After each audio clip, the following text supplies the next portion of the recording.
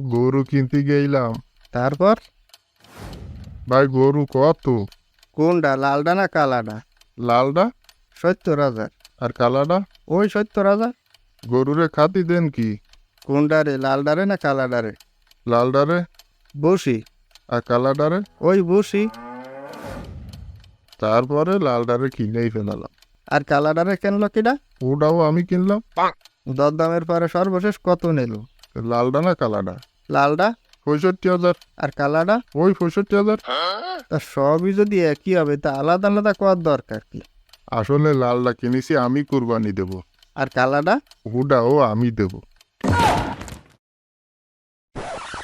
ভালোবাসা, স্নেহ, মমতা, ইচ্ছা, যুক্তি, ভাবনা, উপকার, ক্ষতি সবকিছুর উপরে আল্লাহর আদেশ পালন করতে হবে। এটাই ইব্রাহিম আলাইহিসসালাম ও ইসমাইল আলাইহিসসালামের অনুসরণে কুরবানির আসল শিক্ষা। ভুল করেও মনের পশু কুরবানি দিয়েন না, তাতে কিন্তু কুরবানি আদায় হবে না। তাকাব্বালাল্লাহু মিন্না ওয়া মিনকুম।